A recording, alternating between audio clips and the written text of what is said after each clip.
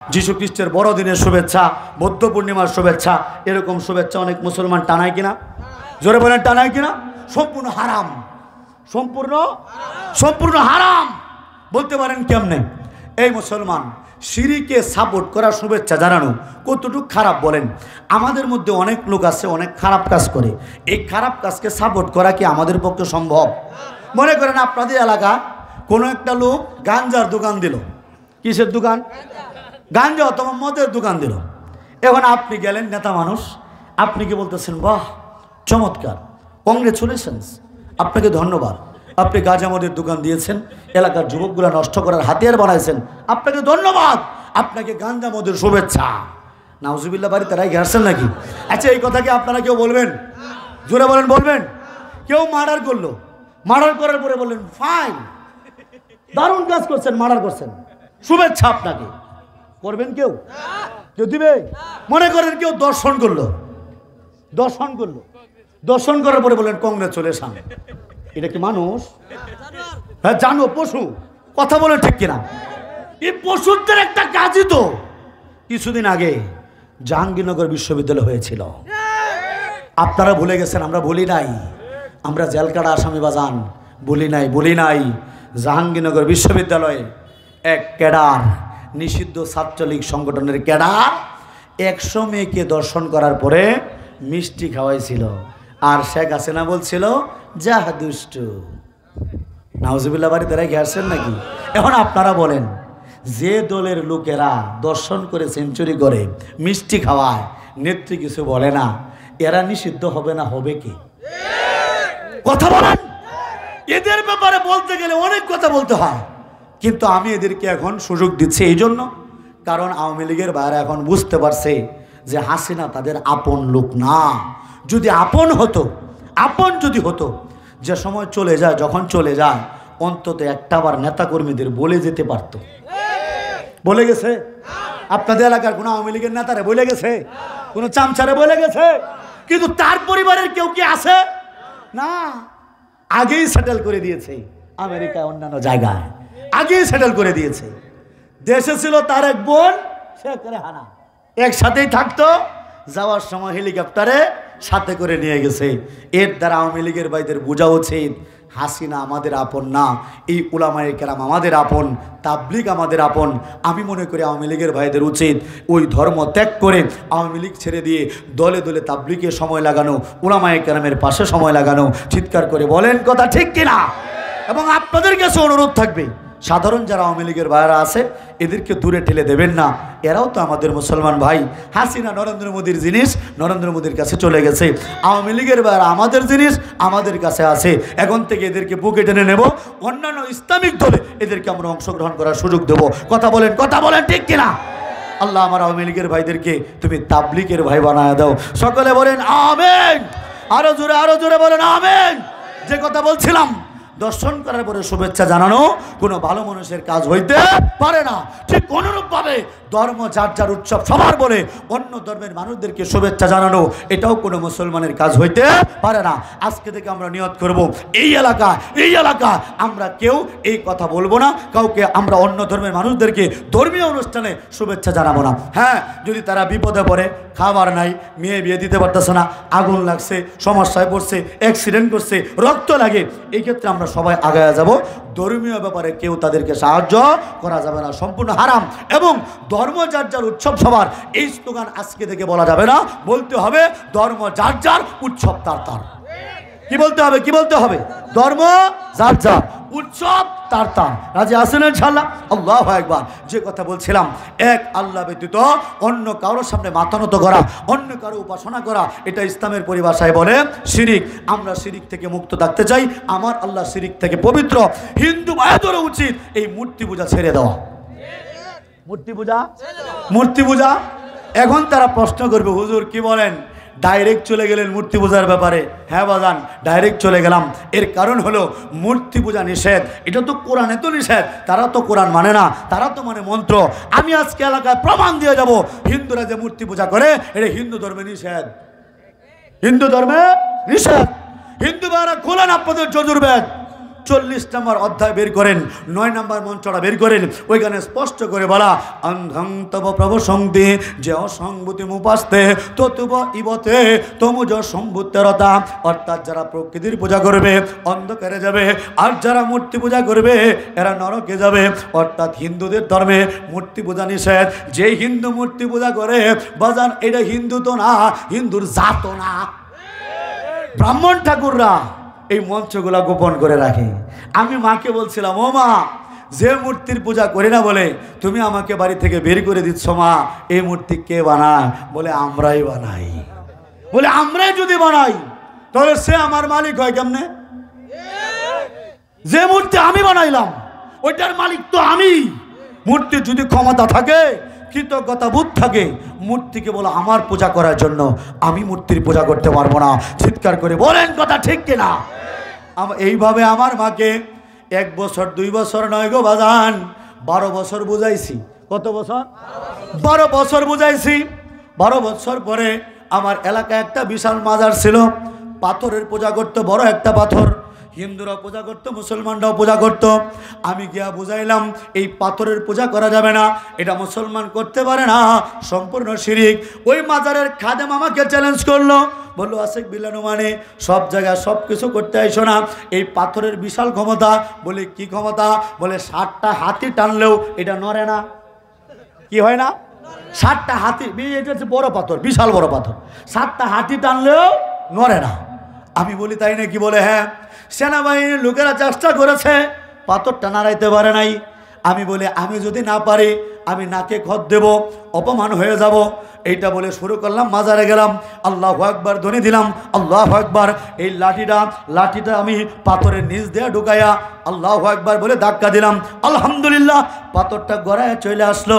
60টা হাতি দিয়া যে পাথর টানতে পারে না, এই পাথর গড়ায় নিয়ে আসছি, হ্যামার দিয়া ভেঙে ফেলে একবারে গুঁড়ো গুঁড়ো করে ফেলেছি। জোরে বলেন না আল্লাহু আকবার। যখন পাথরটা ভাঙতেছি আমার মা বলতেছে, বাবা সত্যি কি পাথরটার কোনো ক্ষমতা নাই? আমি বলি না মা, কোনো ক্ষমতা নাই। হিন্দুরা এর মধ্যে বলতেছে, মুসলমান নামদারি মুসলমানরা বলতেছে ওয়াসেক বিল্লাহ মাজার ভাঙছে, পাথর ভাঙছে, 7 দিনের মধ্যে শেষ হয়ে যাইব, 7 দিনের মধ্যে আমি শেষ। এই সমস্ত কুসংস্কার আছে না নাই? আমি বলি আচ্ছা আলহামদুলিল্লাহ, আমি শেষ হয়ে গেল, এলাকার শিরিক তো শেষ করলাম। এই কথা বলে 4 দিনের দিন আল্লাহর কি রহমত, আমার ডিজিটাল নিরাপত্তা আইনের যে মামলা ছিল এই মামলার খালাস হয়ে গেছে। এখন তো তারা বললো কি রে, 7 দিনের দিনে মরার কথা, 4 দিনের দিনে মামলার খালাস। 5ম দিনের দিন আমি আল্লাহর কাছে বলতেছি, আল্লাহ পাথরটা একটা স্বপ্ন ছিল, আমার এলাকার মাজারটা আমি শেষ করে দেবো। এই যে আমার এলাকার শামীম ভাই চেনে, ভালো করে চিনে উনি, পাথরটা স্বপ্ন ছিল শেষ করে দেবো। ওনার এলাকায় একটা উরস হইতো, কোন খবর বলছে না ভাই, গরিব পাগলার উরস, 20 বছর যাবত বন্ড বাবারে গিয়া মুসলমানরা সেজদা মারতো, নাউজুবিল্লাহ বলেন না। আমি কি এটা বুঝাইতে তওবা পড়াইছি, তওবা পড়ায় কালেমা পড়াইছি। এখন আগামী জানুয়ারি 4 তারিখে উরসের বদলে 20 বছরের উরসের পরিবর্তে এখন ওয়াজ ও দোয়ার মাহফিল হবে। জোরে বলেন আলহামদুলিল্লাহ। মুসলমান আমার আল্লাহকে বলতেছে, আল্লাহ পাথরটা শেষ করে দিলাম, মামলার খালাস হয়ে গেল। আল্লাহ গো, আমার জীবনের ইচ্ছা, আমার দুঃখিনী মা, 12 বছর যাবৎ মাকে দাওয়াত দিতেছি গো, আমার মা যদি আজকে কালেমা ছাড়া মরে যায়, আমার বাবাকে যেমন হিন্দুরা চিতার মধ্যে পুরাইছে, আমাকেও তো, আমার মাকেও তো পুড়িয়ে ছাই করে দেবে। এটা বলে মায়ের কাছে গেলাম। যাওয়ার পরে মাকে বলতেছি, মা গো, ইসলাম ছাড়া আর মুক্তির কোনো ধর্ম নাই, এটাই একমাত্র মুক্তির ধর্ম। আমার মা বলতেছে, বাবা তোর কথা তো বুঝলাম, পাথরটাও ভেঙে দিলি, তোর কিছু হইল না, সব তো ঠিকঠাক, বাবা তুমি আমাকে বলো তো। আমার মা আমার সারাদিন গেলে বাপ ডাকে, বাবা বলে না। বলে, বাবা হুজুর তুমি বলো তো, আমি যে 80 বছর পর্যন্ত গুনাহ করলাম, খালি মুসলমান হয়ে গেলেই হবে, আমার 80 বছরের গুনাহ কি হবে? এই কথা যখন মা বলছে, আমার ভিতরে আশার সঞ্চার হয়েছে। আমি বলছি, মা গো, হাদিসে এসেছে যদি কোনো মানুষ কালেমা পড়ে, যদি কোনো মানুষ মুসলমান হয়, তার পূর্বের জীবনের সমস্ত গুনাহ আল্লাহ মাফ করে দেয়। সুবহানাল্লাহ বলেন না? আল্লাহু আকবার। ও মুসলমান, আমার মা বলতেছে, বা চমৎকার, কিন্তু আরেকটা সমস্যা আছে। বলি কি সমস্যা মা? বলে 80 বছরের গুনাহ যে শেষ হয়ে গেল, আমি তো খালি হয়ে গেলাম। তোমাদের যে মুরব্বী হুজুররা আমার বয়সী, এরা তো আমার সাথে বেশি আমলদার, আমি তো একবারে বাচ্চা হয়ে যাবো, আমার কি হবে? আমি বলি, মা গো সুসংবাদ শোনো, শুধু 80 বছরের গুনাহ মাফ হবে না, 80 বছরের যে জায়গাটা খালি হয়েছে, তুমি 80 বছর ইবাদত করলে যে সব হইতো আমার আল্লাহ তোমার 80 বছরের সব দান করবে। জোরে জোরে বলেন না সুবহানাল্লাহ। এটা শুধুমাত্র নমুসলিমের ক্ষেত্রে না, আপনাদের ক্ষেত্রেও। ও গুনাহগার মুসলমান যদি কেউ থাকেন, আপনি নিরাশ হবেন না, হতাশ হবেন না।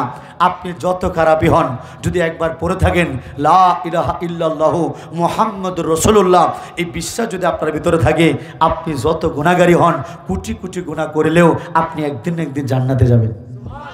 যেদিন তওবা করতে পারবেন মুসলমান, তওবা যদি তওবার মতো হয়, চোখের পানি ফেলায় আল্লাহু আকবার, যদি আল্লাহ গুনাহ মাফ করে দেন, গুনার জায়গাগুলা খালি থাকবে না। হুজুরদের জিজ্ঞেস করেন, গুনার জায়গাগুলা নেকি দ্বারা আল্লাহ ভরপুর করে দেবে। চিৎকার করে বলেন না সুবহানাল্লাহ।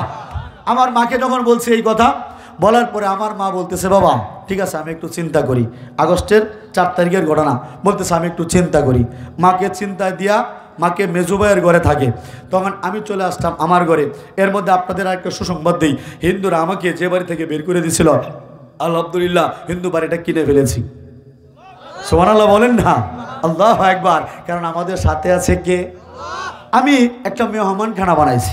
আমার খুব শখ আমার মা মুসলমান হয়ে এই জায়গাটার মধ্যে নামাজ পড়বে, আমার খুব শখ এখানে আমার মা থাকবে। এটা নিয়ে কত মানুষ যে আমারে নিয়ে হাসে, হিন্দুরা যে আমারে কি টিটকারে মারছে বাজান, 12টা বছর আমাকে টিটকারি মারছে। বলছে আশেক বিল্লাহ, ওরে বাবা, শত শত মানুষ তার কাছে মুসলমান হয়, এত মানুষকে কালেমা পড়ায়, কই তোর মার এত কালেমা পড়াইতে পারলি না, তুই কিসের হুজুর? এটা নিয়ে বারবার আমার টিটকারি মারছে। আমি ওই দিন মেহমানখানা গিয়া জায়নামাজ বিছায়া নামাজ পড়ে 2 রাকাত নামাজ পড়ে ইয়া হাদি ইয়া রহিম বলে আমার আল্লাহর কাছে কান্না শুরু করলাম। এমন কান্না ওই দিন আসতেছিল, আমি জানি না কেন এমন হলো। আমার বউ বাচ্চা আশপাশের মানুষ যারা ছিল এরা ভয় পেয়ে গেছে। আমি বারবার বলতেছি, আল্লাহ আমার মাকে লাগবেই, আমার মাকে আজকে লাগবেই, হেদায়েত দিতেই হবে। আমার দিলের ভিতরে আল্লাহ ঢেলে দিলেন, এই পাগলা নবীজির আপন চাচারে তো হেদায়েত দেই নেই। এই কথা বলার পরে আমি আল্লাহকে বলতেছি, আল্লাহ তুমি যদি চাইতা নবীর চাচারে হেদায়েত দিতে পারতা। কি মালিক ছেলে পারতো না? এই কথা বলার পরে দেখি অন্তরটা হালকা হইতেছে, আবার দিলের ভিতরে আসতেছে, যদি তোর মার অন্তরে আমি মুহর মাইরা থাকি, মুহর মাইরা থাকি। আমি বলি, আল্লাহ মুহর মারার মালিক তো তুমি, তুমি যদি মার মুহরটা ছড়াইয়া দাও, তোমারে জবাবদিহি নিব এরকম কেউ নাই। আল্লাহ যদি কাউকে মোহর মারে, মোহর ছুটাইয়া দেয়, আল্লাহরে কেউ জিজ্ঞেস করতে পারবো কেন মোহর ছুটাইলা? আল্লাহর কি জবাব দিয়ে করার মতো কেউ আছে? মুসলমান এই কথা বলে কান্নায় যখন ভেঙে পড়লাম, আসরের নামাজের টাইমে মায়ের কাছে গেলাম, মা বিছনা থেকে উঠতে পারে না। গেলাম ঘরের ভিতরে গিয়ে মারে বুঝাইলাম, আলহামদুলিল্লাহ আমার মা হাতটা বাড়ায় দিল। গলার মধ্যে ছিল মালা, রুদ্রাক্ষের সহ তুলসীর মালা ভরা।